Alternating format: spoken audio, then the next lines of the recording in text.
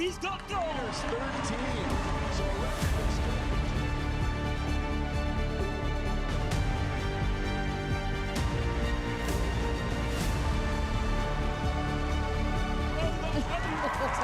Against the clock, it really didn't matter.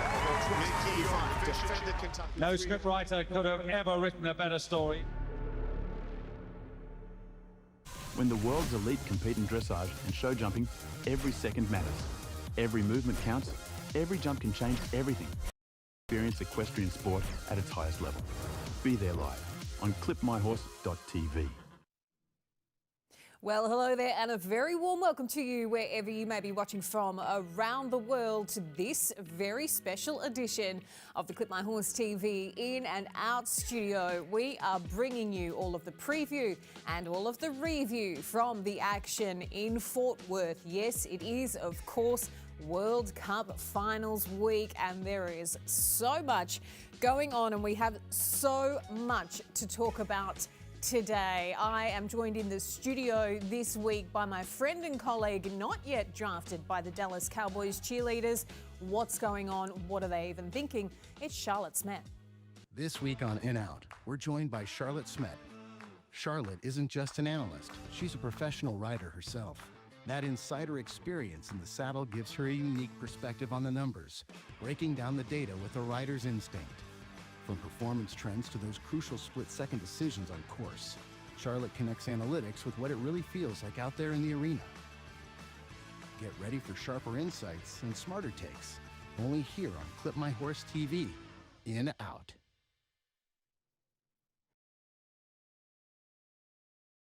Super stuff. That Dallas Cowboys cheerleaders joke never gets old. Charlotte from Equa Ratings, welcome. Thank you so much. I Dallas Cowboys cheerleaders. Yeah, I've done my hair appropriately today. It's big enough. It's bigger than Texas, my hair today. Now, yeah, it's lovely to have you. You've been with us all week. Incredible insight. We've had some fantastic stories, of course, coming out of these World Cup. Really, really exciting stuff to come. If you're not familiar with how the World Cup works, we are here to break it all down for you and take you through it. So the World Cup, it's the finals, it's in Fort Worth, it's in Texas. Let's give you 4 fast facts about this World Cup then. Of course, it is an annual indoor individual championship and it is a winter season in the Northern Hemisphere, as we like to say. This marks the 46th edition, 25 and 26, of course, running over the end of the year and into the start of this one. Jumping riders compete in 14 leagues around the world, so they come from all over the place. They come from Australia, New Zealand, parts of Asia, Europe, and of course the United States and the parts of America. The dressage riders compete in 4 separate leagues around the globe. So you can see it is a worldwide affair. We are really seeing everybody represented. And the thing is, it's a very interesting year, 2026. Championships abound. We have a World Equestrian Games on the calendar, so we're getting to Texas, some of the bigger names perhaps in the disciplines of dressage and show jumping. Some rising stars are really getting an opportunity to shine. See these riders stepping up to the plate at these World Cup finals, and this is how you learn. This is how you get to those bigger championships like a World Equestrian Games, potentially in the future, potentially even in a couple of months. Absolutely. And one thing that will have factored in as well, it is in the US this time around. It is in Texas, various parts of the world, particularly Europe. We are in Fort Worth in Texas, of course. It's about 30 miles down the road from Dallas. So it's a bit of a twinned city, you might like to say. And that is the Dickies Arena. This is our venue for the World Cup Finals. A pretty impressive building there right in the middle of Fort Worth. And Fort Worth, a lot of history attached to it as well, and very, very rich horse country around there, but very much embedded in the country style of riding, as it's referred to, or country and western. So it's a lot of cowboy hats, as we've been enjoying across the course of this week. Let's take a look then at 4 facts about the Dickies Arena and about Fort Worth. What can we tell you about that? We said it's rich in that culture. It actually has the nickname Cowtown because it has that sort of cowboy feel to it. Lots and lots of rodeo riding, country riding that goes on there as well. You might see a few of particularly our show jumpers, switching across to country riding before the end of the week. It's 33 miles from that major corporate hub in Dallas, of course, very much a linked city that's often referred to as Dallas-Fort Worth. And the venue, that Dickies Arena, seats 14,000 there, Charlotte, usually playing host to basketball, hockey, and rodeo, in fact. So there you go. It's not a big stretch for them to have dressage and show jumping taking centre stage in the Dickies Arena. So an incredible place. And one lady who has fully embedded herself in the atmosphere there in Fort Worth and that culture that we're talking is our reporter Jenny Rudel. She's been in Texas this week and she has taken a look at our venue in focus. Welcome to the Dickies Arena, this year's host to the Longines FEI World Cup Jumping and Dressage Finals here in Fort Worth, Texas. The venue is going to play host to some of the best horse and rider combinations in the world, all looking to take home that coveted title. From the outside, the Dickies Arena's presence is unmistakable. A modern building based in a city that is steeped in tradition and Western culture. But as we head inside, you can see it's here where the arena truly reveals itself.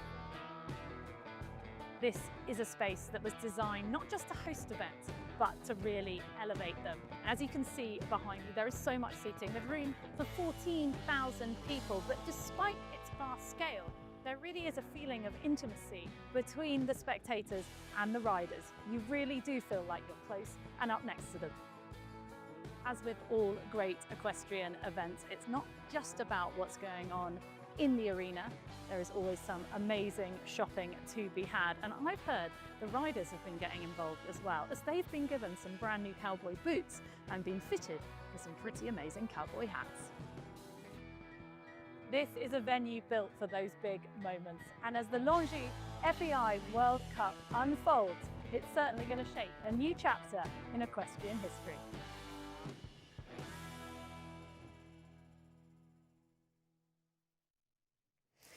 Super stuff there. Thank you to Jenny. While we're with Jen, she's had, as I say, she's fully embedded herself, immersed herself down there. She's really been enjoying her time. Some of these courses we'll talk about more in depth in terms of the challenge they represent for the show jumpers. But some of those fences out there have stayed on theme and the course builders have been very creative, haven't they? Yeah, absolutely. And it's just been very great to watch this theme throughout these World Cup finals, in the fences, in the riders also with their cowboy hats that a lot of them are grown quite close to and haven't seemed to have taken off at all, which I'm not mad about. Yeah, we're not mad about it. Martin Fuchs, Simone, come and get your fiancé, for goodness sake. He's glued his head into a cowboy hat and we can't get it removed from him. Let's talk about these fences in depth then, because we did let Jenny loose. She has been out in the arena having a look at them up close. So I wanted to once again come into the arena to show you one of the jumps, one of the obstacles that the riders have to tackle. So many huge obstacles over the 3 phases of competition. And look at this wall. We had the cowboy boots yesterday. Today we have the state of Texas. But it is giant. This is full to height. Now I'm 5'9½". It really gives you a sense of how big it is. Unlike the poles, it's got bricks on top that if these come down, that's the same amount of penalties as if they knocked a pole down. Now, the course designers that designed these, they're clever. They put this vest after a Liverpool, after a big oxer, and they've given the riders a bit of a time to breathe. But they put this fence coming away from the gate. So there's so many different things. You've got to ride away from home. So many different things that these riders have to think about. It's not just about jumping. I mean, look how solid this is. It also doesn't have these standards or wings, as we call them. So again, there's lots of options for the horse to maybe think, oh, I'd rather go that way than over it. But at this level, they're pretty awesome. They're going to go over it. But look how terrifying it is. It's also got a giant hole at the bottom of it. Normally, when we jump walls, they're solid. But also, come and have a look. Look at what it's next to. Just to tempt these riders as they're walking the course even more, this is the trophy. This is what the winner will take home. And I can say it is absolutely fantastic. Too many cowboys in hats. That cowboy, I recognise that cowboy. That was Stephen Wild. good in his cowboy hat too, I have He to does. say. Hey, give him the razz up. Cowboy Steve, that's him. Jenny is down by the warm-up there in Texas at the moment. It's early in the morning on day 3 there, so we're nearly wrapping up this competition. Jen, what is the energy like at the Dickies Arena this morning?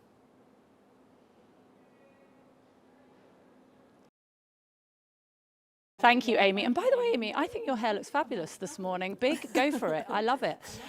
So yes, I am down by the warm-up. We are backstage here. This is where they come out from the funnel into this warm-up arena. It's a little bit different to normal warm-up arenas, I have to say. This is why I wanted to show it to you. As you can see, it's kind of, there's a few kind of big concrete pillars in the middle of it, and they can ride round those concrete pillars, and there's a whole schooling area that's big enough for a dressage arena in the middle. For us mere mortals, it looks absolutely terrifying, but the riders have had absolutely no problem with it, and I think it's quite nice that they can ride round the edge and ride round the middle.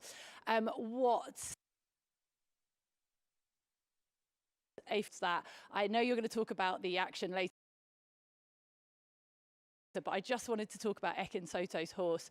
I mean, I saw that on day 1 and I said, when he was just doing familiarization, I love that horse. I've never seen it in the flesh before. Charlotte, you're going to be super jealous that I've been so up and close. He is absolutely as gorgeous as he looks. He loves his job. And I said to Ekin, he is an absolutely enormous. And I was like, you're not sure, you're not wide in the whole history of dressage. And Christian Simonsen, he's just calling him his fun uncle. I just saw Becky Moody. She's like, the man is an absolute dream. They've all been in there this morning. All the dressage riders they've been playing their music. So they're doing their freestyle later. Their music plays over the tannoys. Now they get in the arena themselves. They've been in there this morning. They listen to them, and they can actually change the volume on the music, so they can actually dictate how loud it's going to be for them and for their horses. So that's really interesting to know. So some riders have it louder than others. Becky said she'd like it maybe a little bit louder, but today she's having it a little bit quieter because she knows it's loud for the audience.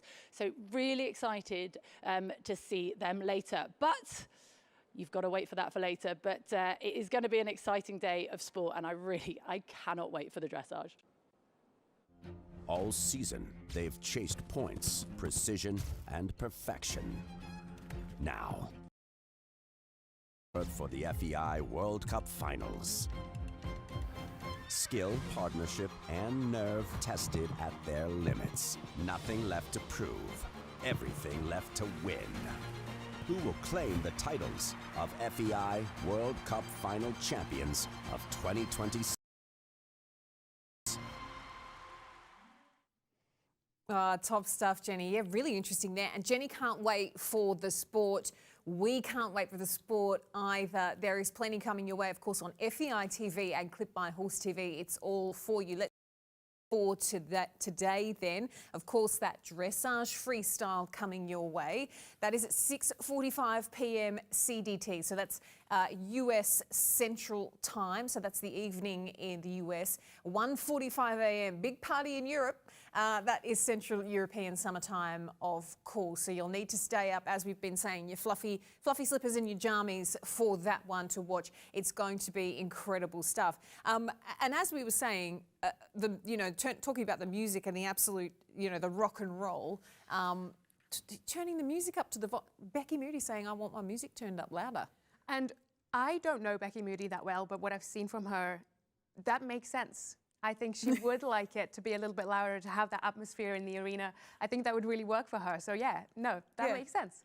And I must remind you as well, our In and Out studio shows, we're here with you, of course, as well. That is at 9 a.m. every day of this World Cup Finals week in the US Central Time, and of course 4 p.m. Central European Summer Time. We're bringing you all of the preview of ahead of the sport and the review of the sport you will have watched over the days prior as well. The analysis, the stats, of course, by my good buddy here, Charlotte. There is plenty going on. It's sort of this series is really interesting. That it is sometimes you've got to get your head around. That's what we're here to do, is hold your hand, as we've been saying, and explain it all to you. But the process of qualifying is also interesting, because these riders are campaigning through quite a season to try and earn enough points to get to the final, aren't they? Yeah, exactly. And this is over months of time, and this is the goal, to be here in Fort Worth. So the riders that we are seeing here in Texas this week, they are some of the best over multiple months of jumping and dressage. So we're really seeing the top of the tops. Yeah.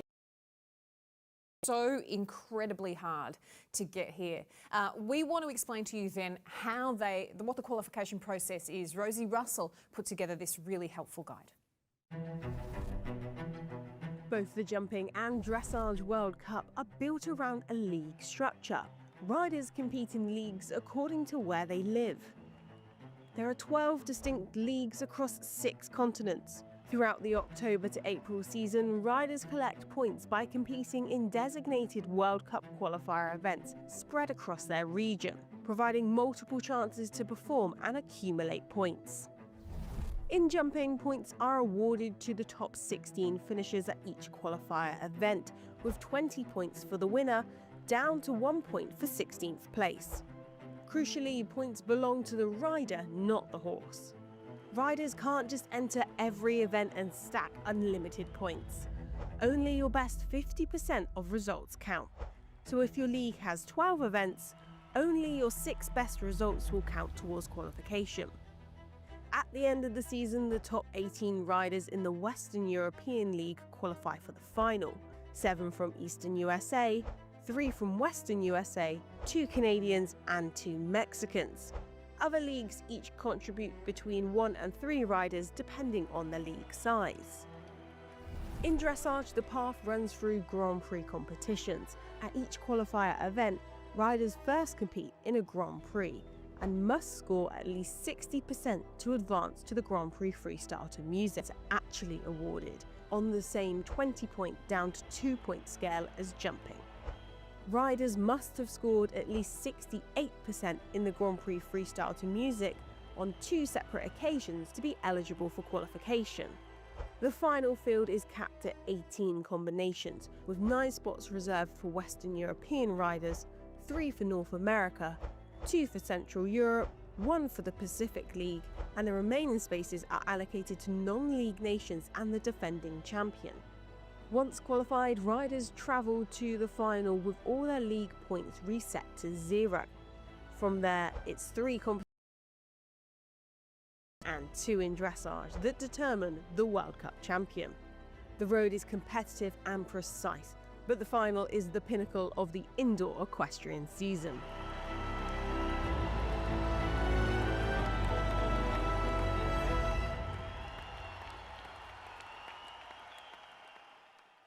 Oh, big thank you to Rosie Russell for putting that together for us. So that explains how they get here. Of course, we are into day 3 of the action now. We've seen a little bit of competition happen, particularly in the show jumping. We've seen 2 of these finals occur. We want to rewind to day 1 because in the show jumping, now a lot has been spoken about here. We're hearing this a lot. This is a big narrative around this competition. Day 1 is incredibly important for the show jumpers, Charlotte. And you've said this, you've talked about this quite a lot. Yeah, absolutely. I mean, it just goes to show the history of the World Cup finals has gone to show that day 1 isn't just some warm-up, it really sets the tone for the rest of the championship. And when we look at our previous winners, especially the last 7 World Cup champions, they were all leading after day 1. So Kent Farrington, who led here after day 1 this year, is in a very good position, obviously, to take the win tomorrow on Sunday. But what's interesting in this list is that you'll see Steve Gurdat, who is a 3-time winner of the World Cup finals. He did win at once, leading from day 1, but his 2 other wins, he actually wasn't leading on day 1. He was in 5th and in 4th position going in to the second day of competition and eventually did become World Cup champion. He's currently this year in 2nd place behind Kent Farrington, and he has done it before to kind of emerge from the ashes, well, not the ashes, but to emerge and jump over that leader and come home with the trophy. So can he do it again? As far as Kent's concerned, I don't think he wants that to happen whatsoever, but if there's any man that can do it, it's probably Steve Gurdat. Yeah, absolutely. And I mean, that's an incredible story, as we know, the Steve Gurdat story. incredibly important as we've gone on. We're going to talk a lot more about day 2 because that has been impactful as well in terms of the numbers, in terms of the points that are being accumulated. We'll explain to you a little bit how that all works throughout the process of the 3 separate finals that occur in World Cup Finals week as well. But first, what we want to do, we said we were going to rewind. We want to take a little bit of a look back with Rosie now into what happened on day 1. Day 1 and world number 2 Kent Farrington entered the Dickies Arena knowing the score. A good result in the speed class could set him on track to become World Cup champion, a title that has so far eluded him. Listing 2 starting horses in Fort Worth, he came with strategy in mind, and it was speed star Tulena who laid the foundations for this campaign.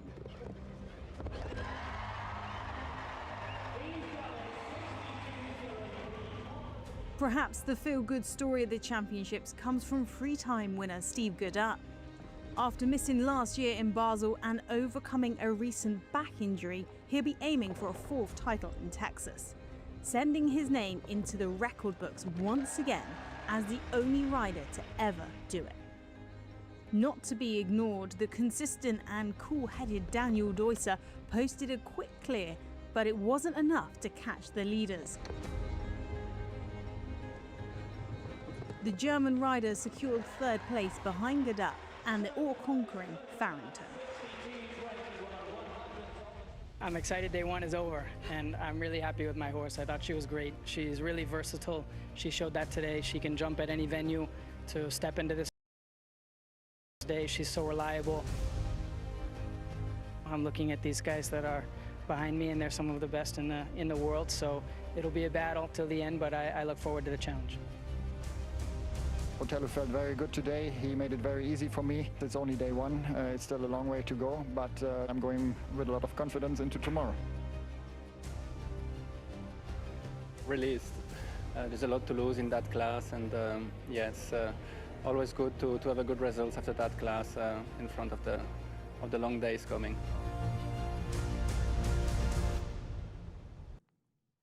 Oh, super stuff. Yeah, I mean, I was going to say welcome back to the Kent Farrington show, Charlotte.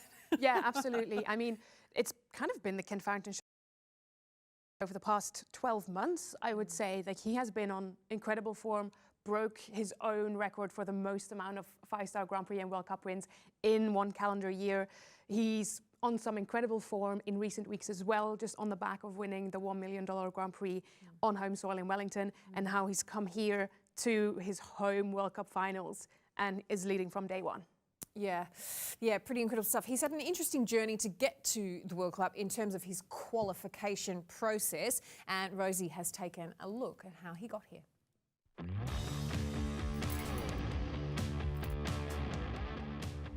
For Kent Farrington, this year's final is a home game, and with it, a real shot at something special. With his 12-year-old mare Greya, he gets his qualifying campaign off to a flying start in Traverse City, the very place they already won the year before. Giving himself just enough space there, and the foot speed on Greya is really her strength. Almost lost her footing a little bit coming out of that turn. Still sensational there to the Oxer. Cruises to the last. 39.45 seconds, takes a second and a half off that top time. They are just, it's a masterclass. It's no surprise. It's no surprise. This is what this man does. He defends his title, takes the opening leg and 20 points to his name, straight into the lead of the standings. In Washington, he brings out Garrison, a newer ride for fences, and 2-time faults leave him without points. For the 4th leg in Los Angeles, he returns with Tulena. Super angle here. Wow, oh my. 4 faults, but still 6th place and 11 valuable points. Next stop, Thermal. The pair claimed victory here last year. A clear first round puts him into the jump-off, last to go. And this mare has a good stride, but not a gigantic stride, so she can just keep moving forward here, even in the steadying lines. Big effort there. Great angle. Comes right back to him as he can roll super into the turn stern. back. Oh gosh, he hit it. Wow. What a night for Kyle King. I think that's exactly the noise the crowd made as well. I think it was a heartbreak noise for Kent. I mean, how fast is that as well? 6th place and another 11 points. He skips the final 2 qualifiers, but 42 points are enough to secure his place in the final. 9 years have passed since an American last won the FEI Jumping World Cup final on home soil. Can Kent Farrington do it this year?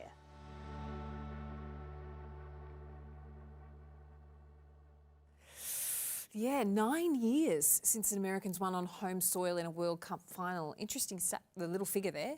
Yeah, absolutely. And I mean, if anyone can do it again, I mean, I think this man's on fire. Yeah, if anyone could do it again, it's this man. If any horse can do this, it is Greyer, and we know that he's going to bring Greyer back for the last day of competition in the jumping. Before we get there though, let's talk about the second day of jumping, because we looked at what happened on day 1. The second, now you haven't even got bags under your eyes, you look as fresh as a daisy. And I know for a fact, Charlotte Smith, that you were up all night and you weren't raging on, you were watching show jumping. Yeah, I was about to say, if you see my small eyes, it's because I was up watching, and I have zero regrets because it was such a good class. I want to kind of throw it back to this jump off, because the jump off was so exciting. Yeah. I heard from the course builder before the competition that he was expecting 7 to 8 clears, and that was perfect. He got his 7. I have them all lined up here. And I mean, we said it before the class that if Kent Farrington and Greyer get to a jump off, I mean, it's kind of a no-brainer, because they have the most experience in a jump off at this level. They have won 10 classes at this level from a jump off, from 16 jump off rounds, 12 clears, and if they're clear in the jump off, they almost always podium, but no podium for them. Well, obviously podium for them, but top spot of the podium, because they were absolutely incredible. But I have to say, there were a couple of other combinations that really, really impressed me in this jump off. I mean, Ekin Sato and Chadlano, Jenny was telling me there earlier that, you know, she got all up close and got to have cuddles with him, and I am incredibly jealous. But they were so incredible. Ekin's first ever World Cup finals, the highest finish for a Japanese rider on that day too. So really impressive stuff for them. And they weren't that far behind Kent and Greyer. We know how fast they can go. They're only half a second behind them. So just really, really impressive stuff. And I think a bit of a fan favorite for us, Amy, is Oda Charlotte Lingver and her beautiful, lovely mare Carabella van den Eyen. They were the first to go clear in the first round, so the first to go in the jump off, and they just put down such a beautiful, smooth round, really put clear, and that so overcome with emotion, and it means so much to her, and I just love it when we see that emotion from those riders. You can just see how much it means to them.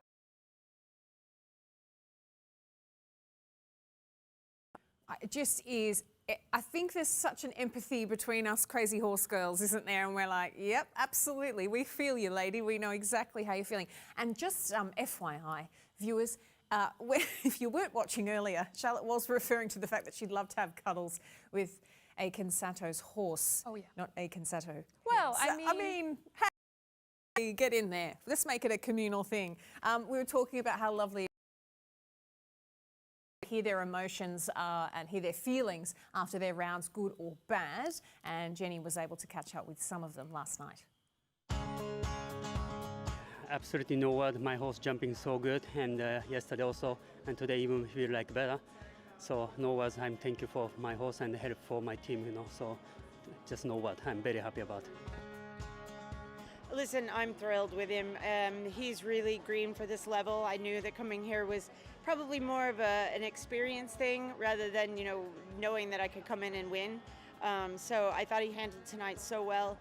yeah, the last line with the plank going into the combination, I think he just, you know, he just cramped a little bit behind, had it down, but tried so hard the rest of the way. And I feel like I'm hopefully ready for next year. I think if I do it again, I would add a stride to the triple, but I think the time allowed was also a factor, and I didn't really think I needed to. I thought he would jump it, but when I got to B, I knew it was far away, and then it got a little messy over that part. But he's jumping great. I'm just not having the luck I wanted. With coming out of that round with just 4 faults, I'm pretty happy. My horse jumped amazing and just tripped a little on the way to the last. And he's amazing for leaving the ground and keeping us safe, so I'm so happy still. Yeah, landing off the last in and out, which was the second to last jump, he just, when he landed, he kind of did a funny step and went a little right and just got me off track. I was on 5.5, and in that instance, all you can do is kick, so he's an amazing horse to save us like he did, so hats off to Highway. I always make sure that my horse is feeling okay. Like I even did an extra lap in the ring at the canter and then tried before I came out, just to let him kind of have a good experience before we left after having a hard rail at the end. Yeah, I'll ride him tomorrow, make sure he's okay, and all the team behind us at USCF is here, and Janice already said, and Heather, they'll look at him right when he gets back to the barn and make sure he's good tomorrow. And yeah, going into Sunday, hopefully we have a good, confident go. Oh, bless you, Jacob. Yeah, he was just so... You could tell he was disappointed in him. Saved the day a little bit, because that could have gone completely spaghetti there at the end, couldn't it? Yeah, absolutely. And I mean, that last fence is super unfortunate, but their run at World Cup finals so far is absolutely incredible, especially for their debut at this level. Yeah, and just a lovely attitude, just a lovely energy around Jacob as well. And, you know, Daniel Coyle as well, just being so honest. And we're really grateful to the riders, and we thank them so much because they are always so forthcoming. They love to speak to us in the In and Out studio. They're very generous and they're very honest about what's gone on. They'll talk to us good or bad most of the time, and that is wonderful and really refreshing. So we love to have them on board with us. It's really, really great, and we appreciate them. Welcome back to the Kent Farrington now. He was, of course, victorious in that second final, and we want to take a look at how it all unfolded for him and, of course, hear from the man himself.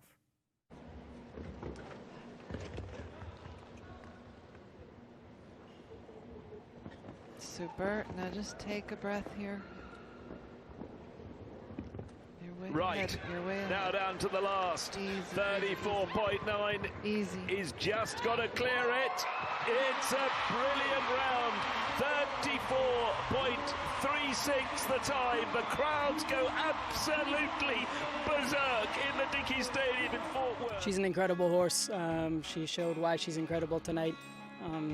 Yeah, what more can I say? She's just an amazing partner, and I'm very grateful and very proud to have her on my team. She has some, I'd say, a fair amount of experience in the jump off, so that's nothing new for her to go at speed. As I said, I wanted to try to put myself in a strong position for Sunday, so I'll try to maximize the points and position from that today. And Greya for the final day? Greya goes final day, yeah. I'm excited for the challenge, and hopefully we have a little luck on Sunday. Well, he confirmed it right there, Greya for Sunday. We were pretty sure that was the strategy. Talena came in the first day, the absolute speed queen, laid it down, solid foundation, just for Greya to come in and take over. I love Greya's face when she's going around those courses. She's just like, listen, I'm the boss, I'm in charge, I know what it's all about. It's not like they looked like they had to go hell for leather at all. Like, it just looks like, I think actually this is Greya's favorite speed. Yeah. This speed, the jump off speed, because she just does it so easily, and they got that win so easily, and it's great for Kent because he's won day one, he's won day two, and that actually is quite rare. They're only the fourth combination to actually do that. Well, the fourth rider to do that, because he had two different horses. He's since 2010, so yeah, he's really kind of dominated this World Cup final so far. Standing in Farrington this week. We want to look at the win chances for the title then, keeping in that theme of conversation we're talking about there. Obviously, we're saying he's won the first final and the second final. He's saying saying, oh, I need a little bit of luck on my side on Sunday. Well, okay, you got a little bit more win chances than Charlotte. Yeah, absolutely. He's won day one. We've seen in the past that does often translate to a World Cup final title. And the numbers, it's a 65% chance that we will see Kent step up on the podium as the winner on Sunday. And with the form that we're seeing Greya in, she is absolutely incredible. The only thing standing between Kent and this title right now is 2 clear rounds, and I don't think there is a better horse to count on for that than Greya. But obviously, there's riders that are jumping on Sunday that will be trying to get ahead of him. Steve Gerda, for example, with Alpfuren's Yashin Sitter, they're currently 4 penalties behind in terms of the standings for Sunday. What that means is that as long as Steve and Yashin stay clear, that is good for them. But then if Greya and Kent have 1 fence down, they could still jump off. So even if Kent has a fence down, it's not all lost for him yet. They still can jump off. And we know how fast she can be in a jump off. Kevin Stout also had just an incredible day yesterday with Visconti de Telman, a horse with so much experience. Finished 3rd on that day 2 in that second final yesterday. Almost didn't jump off like his fellow countryman. That was interesting, wasn't it? Because we saw that at the last final. Yes, exactly. But then he actually looked at the numbers and thought, I might actually need some extra points here, so I am going to jump off. But he did decide, I'm not going to go crazy. I'm just going to let it come, flow, go smooth. Not go slow, but smooth, and that's exactly what he did. He didn't take all of it out of the tank. He did the best for his horse, and now they're in a superb position going into Sunday. Yeah, superb position. When we looked at that list there, we did see there were a few key names that we might have expected to see on that page heading into Sunday that aren't there. And this is talking about things that don't quite go to plan. We're talking about names like Willem Greve and Richie Vogel. In this second final, things came a little bit unstuck for him. And that does happen at this level. His horse is obviously, he's only 10 years old, doesn't have the experience, and definitely doesn't have that much experience in an indoor facility like the World Cup finals. So it was not a gamble because their form had been incredible, but it is an entirely new environment for a horse like Gangster Montezir, who has been so incredible, has already won 2 5-star 160s in his very short career at the highest level. But this is an entirely different environment, and it's just a step up. This is a major, like this is a championship, and this is his first ever championship. And sometimes things just don't go to plan. They don't go to plan. And again, we must reiterate, 6 months together as a combination as well. And we'll make the point that we're so grateful to the riders for speaking to us, good or bad. They always come to feedback what happened. And Richie was very, very gracious and did go and have a chat to Jenny after his round. Thankfully, my horse is okay. I'm okay too. Yeah, I really didn't ride according to the venue here. I have to say, Gangster jumped very well. Already into the line, the Oxer, I had too much of a forward distance. Then it got a bit short into the double. He handled it very well, jumped out with a lot of effort. And then I was just too far out and too slow on the 5, so it got too far away. And Gangster had no chance to jump that, and you know, I got out of balance, and I think the rest we saw. Yeah, not to be an excuse, but Gangster is not so experienced inside. I think it's only his second indoor show. He jumps brilliant. I just sometimes don't exactly know where I am with him, and that's why those bending lines bring us in quite some trouble here this week. So hopefully we can fix that. Gangster is a very, very exciting horse for the future in our string. He's pretty new on this level, pretty inexperienced, as I said, but every round he jumps so well. Even more annoying on my side that I, don't ride him as good as he deserves to be ridden.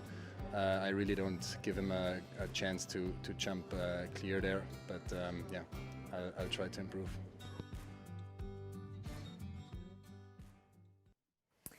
Thanks to Richie for having a chat to us there. Of course, post-round, he would have been very disappointed there, as you say. That is a sensational horse he's got going there, and a little bit more time, a little bit more experience. No doubt that's an absolute sensation waiting to happen. But as he said, it's just come a little bit unstuck there.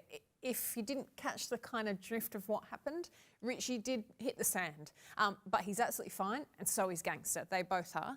And they walked out perfectly fine. Got up, walked out.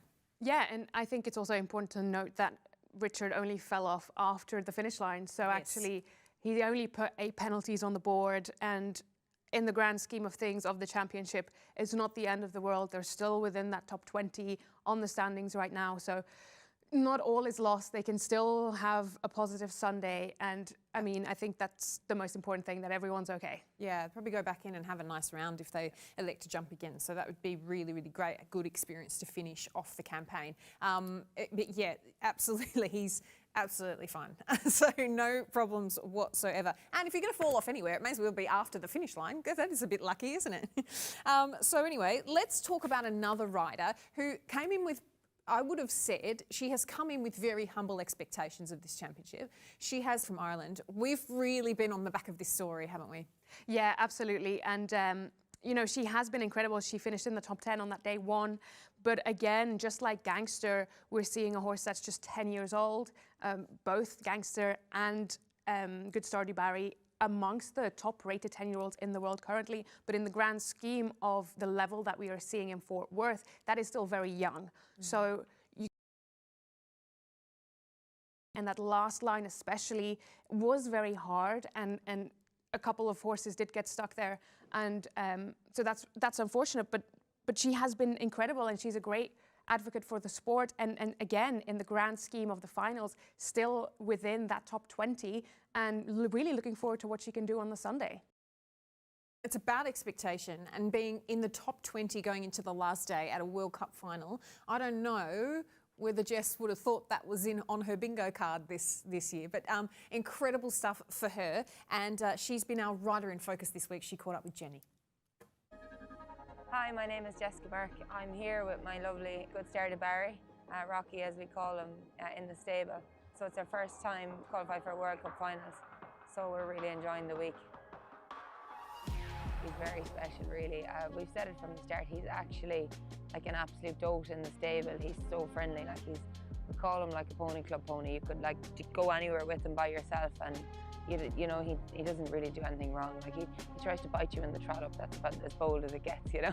Good start, Du Barry. What a tremendous moment. They've had a brilliant record to date. He feels really good at the moment. He's quite fresh, and I think he conserves his energy very well. You know, he doesn't give me much hassle on the flat or anything. So then I think he knows, you know, even like a couple of jumps before he has to go into the ring, I can feel him building up.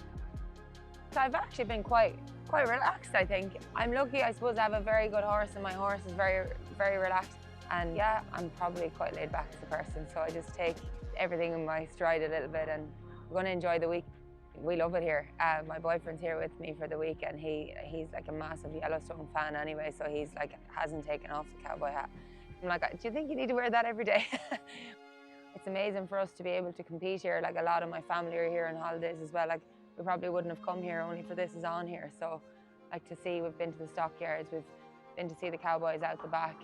Like, yeah, I think it's amazing, really. You know, it's kind of a working holiday, so. No Irish person has won a World Cup. I remember Jessica was second. I remember when she was second and watching that whole World Cup. I suppose that we all watched the World Cup series growing up and stuff when it was on Eurosport. So that's amazing to have her here beside me. Definitely, I suppose I haven't thought about that so much, but I think anything can happen in a championship. I don't think you can think about where you're going to finish in the end. I still think we're in a good enough position to be there on Sunday, and obviously you need a couple of the ones ahead of you to fall out, but anything can happen.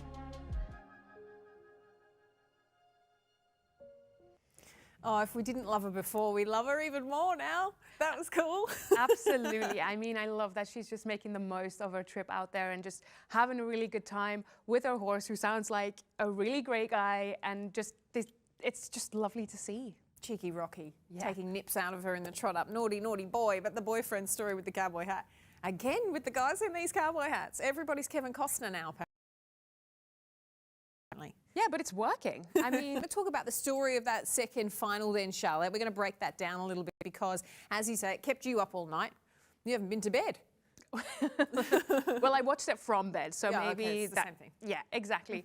But it was such an exciting class. It started maybe a little bit slow, but I think that's normal because of the reverse order from day one. So actually in the first 22 combinations, we only saw one clear, and that was that lovely clear from Ode Charlotte van der Neyen, and they were just so lovely, and their emotion always. But like the riders cracked the code because we saw 3 back-to-back clears from Eken Sato, Katie Dynan and Renee Dietmer back-to-back. And then I thought, oh, wow, we're going to have actually quite a lot of clears. But then they kept us waiting a little bit longer, but obviously the top of the class delivered. We saw clears from Kevin Stout and then Steve Goddard and Kent Farrington, of course. So that was really exciting just to watch that class. There was a lot of difficulties in the class, especially that last line proved quite tricky. So they really kept us waiting until the very, very last jump to make sure that they were over and clear. And the time allowed also caused a couple of incidents. But I think it was just such a good class because not only did we see the best of the best do well, like our Kent Farrington, like our Steve Goddard, there was also some other maybe underdogs that really performed so well over this, tough class. And I'm Australian, so by default, we love a battler, we love an underdog. So this is my absolute favourite angle to look at this class from. Yeah, exactly. I think New Zealand horse and rider Julie Davey and Elty Holst Frida were so incredible. Yeah, we claim her now. Australians will claim her because she's done really well, so she's honorary. And I support it completely. But they were actually the first to leave all the jumps up. Unfortunately, not within the time allowed, so didn't make it in that jump off. But I mean, the whole crowd was the horses absolutely incredible. And it was also Julie's 50th birthday, kind of. Kind of. Yeah, because in New Zealand, who are like almost a day and a half ahead, exactly. Technically, as a New Zealander. It was a great birthday present for her. So that was lovely to watch. Also for Belgium, Jordi van Massenhoven and Verdiamo Z, their first World Cup finals, Verdiamo a home break. So well, very smooth round, and unfortunately just 0.09 seconds over that time allowed. I was heartbroken for them because it looked really smooth, really good, but it's putting them in a very good position. Yeah. So that is very positive. And then of course we heard a little bit earlier from Jacob Pope and Highway, who already from day one were in 5th position, and unfortunately were all the way clear up until that very last fence, and then an unfortunate trip in the last line caused them to have that last fence down. But I mean, what a dream of a championship they are having for their first World Cup finals. Yeah, it was almost like a little peck on landing, wasn't it, before the bending line? A bit different to Richie Vogel because the bending line just went out too wide and then he didn't make the strides he needed to get the 5 to that. Yeah. So, excited for Jacob. Absolutely, but I mean, I think he's coming away with a very good feeling. He's going into Sunday, hopefully, with a very good feeling. And I think we can't forget that even this rider, Jacob himself, who's still very young, doesn't have much experience even at the 5-star 160 level, let alone a championship at the 5-star level. So I think across the board, this is a very positive experience for him, even though that last fence came down. But I think I'm very excited to see how much further he can go in the sport. Exciting. Talking about Sunday's class, you're going to want to watch that one, I would say, and you can, of course, on FEI TV and Clip My Horse TV. When can you watch it? Let me tell you when you can watch it. Actually, I can. There it is. Oh no, it's there. 11:45 a.m. Central in the US, Charlotte, and 6:45 p.m. in Europe. So that is a more sensible time for you on Sunday. Yeah, absolutely. I'm enjoying this timing a little bit more, even though I had no problem waking up in the middle of the night. No problem. She was. That is for sure. So that's show jumping for the moment. We have a little moment to catch our breath before that takes us on another journey on Sunday. We want to turn our attention now to dressage. Charlotte's sort of embedding herself in the world of dressage. So look out. Here comes Charlotte Smith. She's going to be a dressage diva before long. I'm not sure about that, but I've done a little bit of research just to be across of things. I definitely wouldn't say I'm a dressage whiz. I'm going to stick to show jumping, but I'm going to try my best. Yeah, absolutely. Well, you've been outstanding, and the Equestrian team fully supporting you behind the scenes as well. Of course, I want to talk about the Grand Prix. That is the first part of the final for the riders in Fort Worth. Convincingly won there by Britain's Becky Moody. When we talk about the Kent Farrington show, the second part of the in-out show becomes the Becky Moody show, doesn't it? Yeah, absolutely. And I mean, what a woman to have. I think she's a great advocate for the sport of dressage, and she's just amazing. Yeah, and this, her horse, of course, a homebred. She has produced this horse herself, an incredible pony. As she says herself, he's just a doer. He just does everything you need him to do, but he has turned into a little bit of a diva, mind. That is her notes on him at the moment, since all of his success, and he gets his carrots Ubered into the venue that comes from Uber Eats, so never mind. Thank you very much, Jagerbomb. That's lovely to hear. We want to take a little bit of a look then at how Becky's journey in Texas has been going and catch up with her. You had game face on going in there. You're normally so smiley. How did it feel to you? Because it looked epic. Yeah, I mean, I think, you know, he is... he's a horse that is not exceptional at anything. He's just really good at everything. And so, you know, there's no like insane highlights, but he just does it all with a smile on his face. I think that's also what people love about him. You know, he is the epitome of a happy athlete. But I have to say it was quite hard keeping a game face going around the edge because the crowd was so fantastically enthusiastic that I was having to be like, concentrate, concentrate. But yeah, I was just talking a little bit about this incredible journey that this horse has taken me on.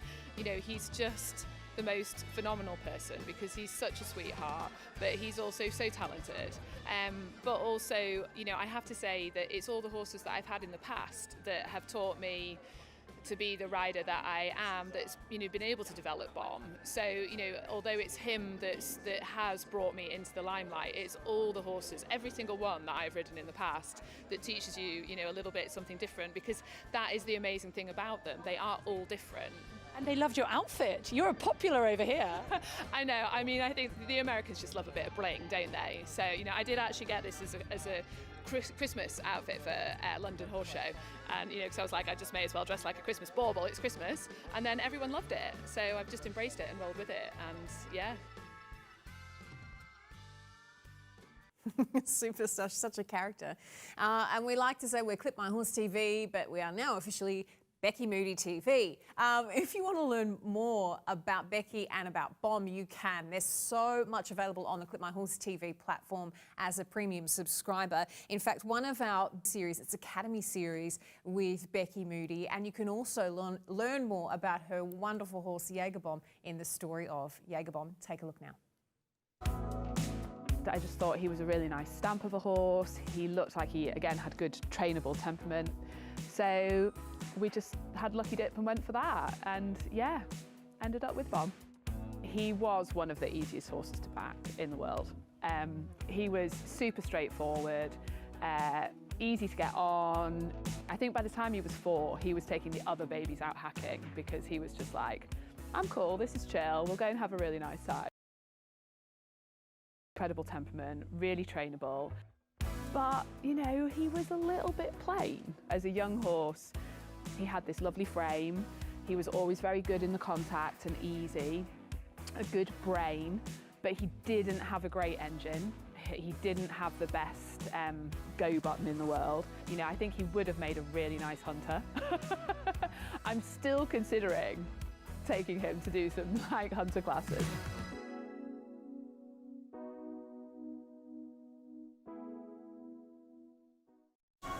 Dressage training with Becky Moody. Dressage competition. Learn from the best and improve your riding step by step. Watch it now on the Clip My Horse TV Academy. Yeah, see, there you go. It is Becky Moody TV. There you go. Yeah, absolutely. And Becky was offering him round in the press conference for 20 quid. She said, no, you're fine. come down, throw 20 quid in the hat and we'll give you a pony ride round. So we've put the hat round here in the studio and we've collected enough for all of us. So we're excited about that and looking forward to when they're home and we get to go and meet Bomb ourselves. There's another story coming out of dressage that we wanted to touch on today. This is one of those, get your tissues out, because the tears. I don't know if I'm going to break Charlotte this time, but it might break me. It's the story of the $20 horse, and I speak, of course, of Julio Mendoza. It's absolutely beautiful. Let's take a look at these pictures and talk about them. First making their way in is Julio Mendoza Loor of Ecuador, and Jessica Mendoza's and his own Jules Goldstrike. This fabulous horse for him, the 15-year-old by Bretton Woods, took him to the Pan Am title in 2023, winning the individual gold there as well. Wonderful there for them to achieve that on a horse that cost as an 8-year-old, and he had perseverance and worked with this horse. They become an amazing partnership. That's a great story to hear as well. This is what dreams are made of. Hey now, this is what dreams are made of. I've got somewhere I belong. I've got somebody to love. This is what dreams. You need the tissues? I mean, it's just lovely, isn't it, to see how much it means to these riders, both in the dressage and in the jumping, to just even get there. I know. I like literally, that it nearly did break me. I saw it earlier and I thought, no, I'm absolutely fine. I sort of pinched my finger, but yeah, unbelievable scene. Just seeing, even as he was cantering around the outside of the arena to go in for his test, big pat. Right behind the saddle there. I've got you, brother. Don't worry, we're together. And it sounds like it's a family affair as well, because it sounds like, you know, with Jessica, it's not Jessica as in show jumping Jessica, I'm pretty sure, who owns Jules Goldstrike. It's a different Jessica, but keeping it all in the family, of course, there for Julio. So lovely pictures and a lovely story coming out of the dressage. We want to talk then about today's class, because of course we're going to have a champion crowned at the end of this one, Charlotte. Yeah, exactly. So really looking forward to that. Yeah, we are. Let's talk about this class. 4 facts about the freestyle then, and how does it play into things. This is where the riders design their own floor plan, of course, in the dressage. So the creative element of each of the dressage riders can come into play. Riders choose their own music as well, so really, really entertaining in that case as well, and the individual style and taste of the riders and the personalities of the horses can shine through in that regard. 5 to 7 judges will evaluate the test today to give their final score, and the record score for a freestyle test in a World Cup finals week was set by Charlotte Jagerbomb in 2015, which I believe was Las Vegas. I hope I've got that right, with Vallegro, of course. So you would expect that from an incredible pair. So that was interesting to see. Let's talk about a start time, because we want to make sure you are across what's happening and you are able to get to that sport, of course. The start time there, as you can see, for the Grand Prix Freestyle, 6:45 p.m. and 1:45 a.m. Central European summertime. So plenty to see. Yeah, absolutely. And I think we're going to get into what we have seen so far, because obviously we had the Grand Prix on Thursday, and that's how these riders have qualified for today's freestyle with the music, which I like the idea of the music coming into play. So we had a look at, well, my team at Equ-Ratings had a look at how these riders performed on the Thursday compared to their average Grand Prix scores. And you'll see that Becky, Moody and Jagerbomb really performed above their average Grand Prix score. And it is actually that solid foundation that they have in the Grand Prix that, you know, makes them also favorites for the freestyle tonight. So that's very exciting. But also we saw some other riders really performing above their average. Tamar Zwestra for the Dutch with Kingsdale, and then Christian Simonsen for the US obviously a bit of he hasn't competed that much, but in front of a home crowd, he's still very young, has been performing very, very well. So, I mean, that's all very exciting and very good to look forward to how that translates into the freestyle tonight. Yeah, absolutely. And I think it's important to note too, we've spoken a little bit about this throughout the course of the week, and again, a narrative that's been sort of part of the theme of this World Cup finals. A lot of the big names in the dressage haven't come forward. They were the reigning champion in Lottie Fry, not here, Isabel Wirth. It's the sort of first time the heavy hitters from Germany haven't appeared, which gives a chance for these emerging riders to really get their position on the world stage, which is fantastic. And we love to see this breath of fresh air, because it's an interesting time for equestrian sport as a new cycle begins. So it could be a really interesting dressage. Yeah, absolutely. And I mean, what we've seen so far here in the dressage is very exciting with these younger combinations coming forward, and I'm really excited to see how they then translate that to tonight's class, and with this music. Let's get their boogie on. Yeah, because we've heard actually from Becky Moody, she likes her music nice and loud. She likes her music loud, apparently. It wasn't loud enough. She had to have it turned up, but then she had to say, for the welfare of the audience, I won't have it quite so loud. And of course, there are a lot in there that have particular themes. So there'll be some themes to particular horses. We know Patrick Kittle always likes to have a Guns N' Roses, a bit of rock music. So plenty of exciting stuff to come out there. Bit of a show, bit of a performance. Let's talk about the top 10 as we head into this freestyle then.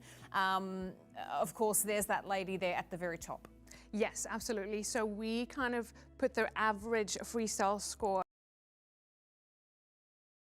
next to their personal best freestyle score, and you see that obviously Becky Moody and Jagerbomb, he's 94%, I think that was, but they have that very solid foundation coming from the Grand Prix, and that translates really well into their freestyle, because they can do all the moves really well. That's how I understand it. So Patrick Kittle in touchdown, they were normal Grand Prix scores, a little bit underperforming on Thursday, but hopefully they can right that here tonight.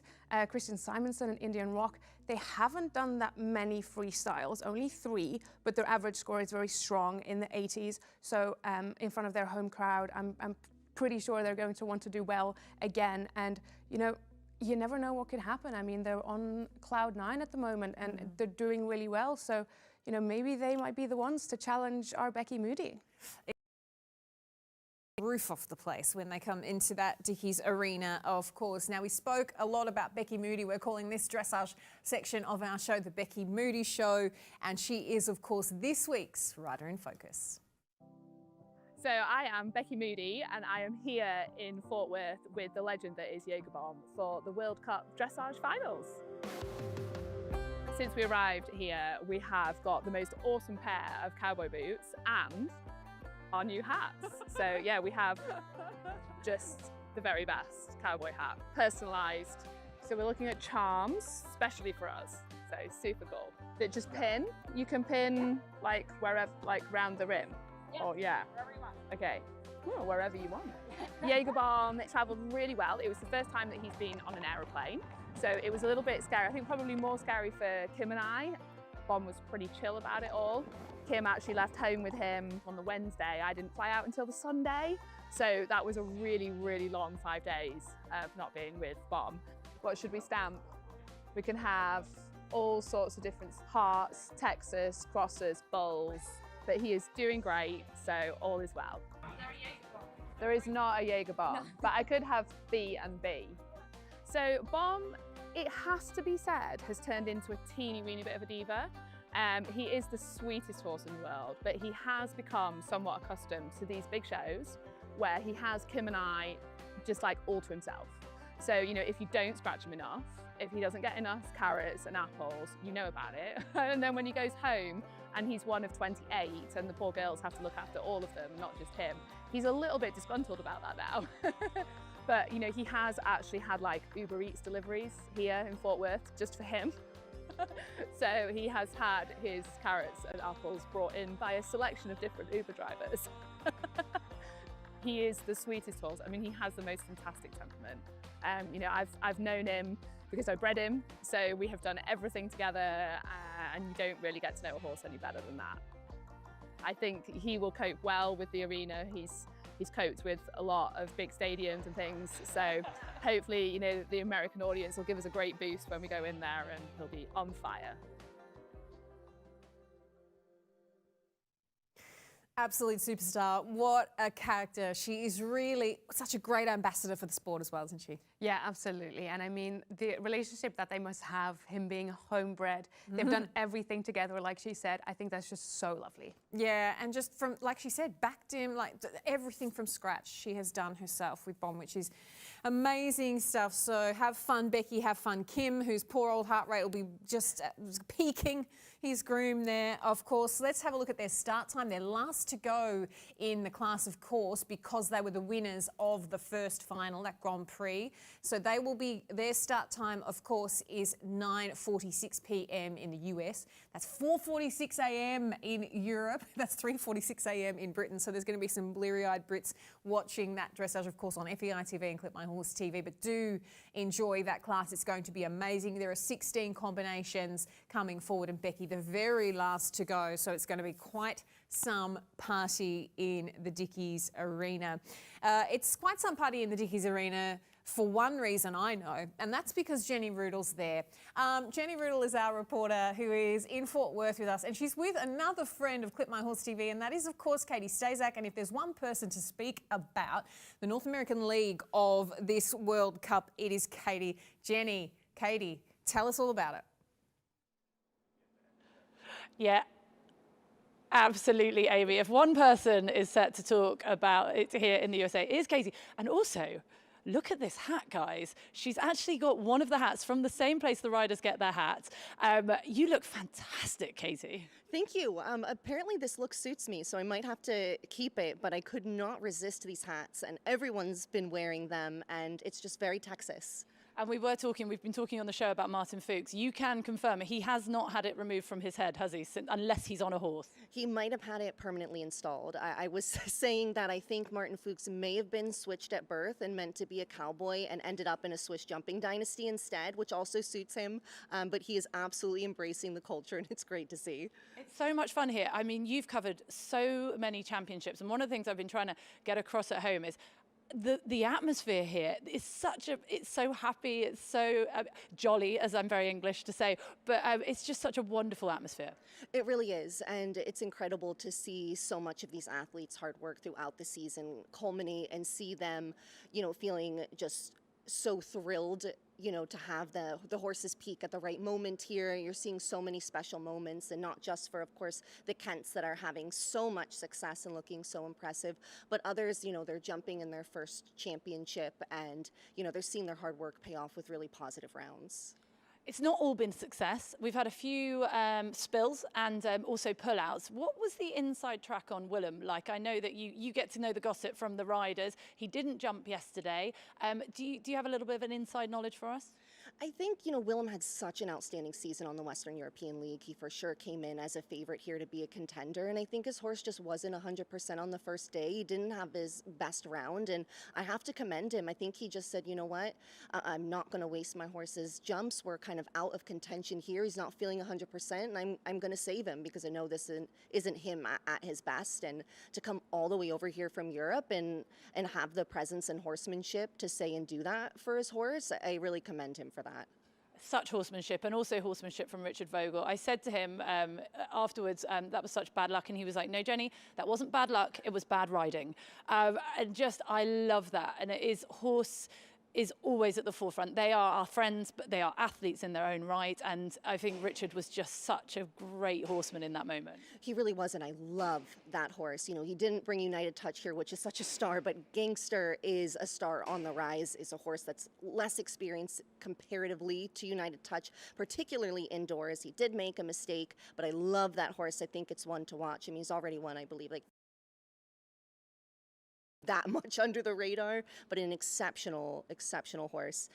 And you know what? It's great for people watching at home and aspiring riders watching at home. Yeah. You see the very top of the sport make a mistake. It happens to everyone. And this is not easy. And a lot of times as riders, we are trained to make it look very seamless, but it's difficult. We have to then look at Kent. You have been following Kent on his own. You took an inhale of breath then. Yes, we have to. He's on another level right now. It's just incredible. Is he human? Do you know that? I'm not sure. I'm not sure sometimes.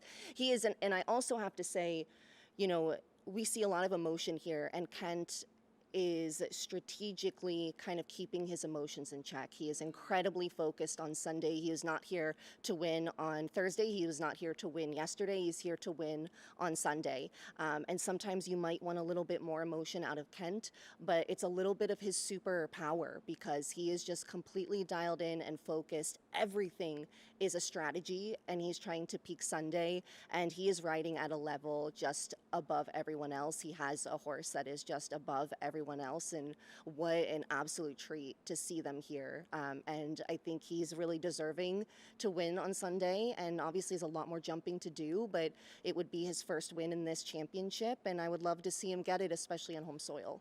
Yeah, absolutely. And we have to point on Greya. I mean, what a mare. And if any horse can go clear on the final day under pressure, it's her, isn't it?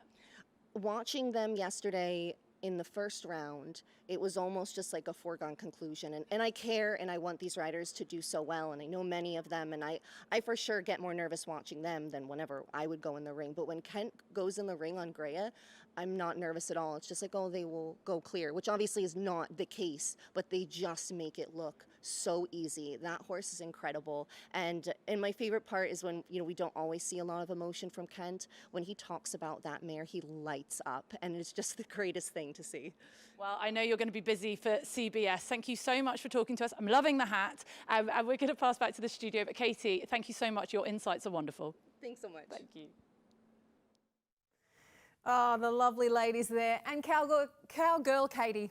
Cowgirl Katie Stazak, I love it. She looked amazing and really, really insightful. As I say, she's gotten to know these riders in the US and just some really, and that was a very interesting point about Kent, because we've talked about that. We're like, I think he's given the same interview 15 times and just said the same thing. And he's so reserved and so laid back and quiet and pulled back. But that is the thing, isn't it? It's all part of that strategy, because if he is nothing if not a master strategist. Yeah, absolutely. And it is such a good point that he does actually light up when he talks about his horse. I think he is the best horse he's ever ridden before. Yeah. And he has ridden some incredible horses. Yeah. So it is a very big statement coming from him. And can't wait to see what they do. Can't wait indeed. It's all dressage, though we've got to get a champion in the dressage crowned before we get to you. But we've got plenty more, of course, coming your way. Let's have a look at the schedule in the sport then. What's coming up on FEI TV and Clip My Horse TV? Well, it's that Grand Prix freestyle class. We can't wait for that one. 16 combinations coming forward. 6:45 p.m. as we said, Central Europe, goodness me, I'm all over the place with this world clock. Central US, and 1:45 a.m. Central European summertime. So plenty to watch in the dressage before we see you again. Of course, don't forget the In-Out Studio Show, bringing you all of the review and the preview, as well as all of the analysis, the drama and the info from Fort Worth. You can join us, of course, every day, 9 a.m. in the US and 4 p.m. Central Europe. So we are very much of this World Cup week. Thank you so much, Charlotte. You've been amazing.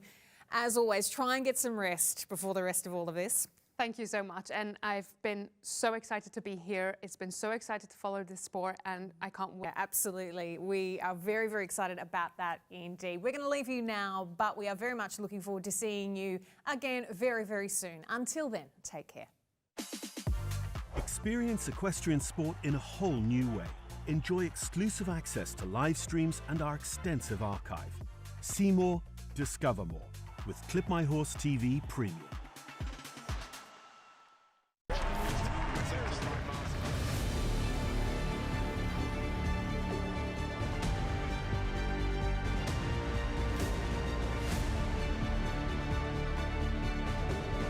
He's up and over, he's got goals! 13. So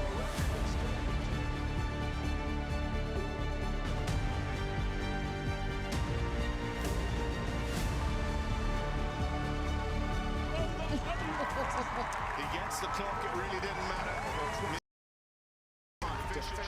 No scriptwriter could have ever written a better story.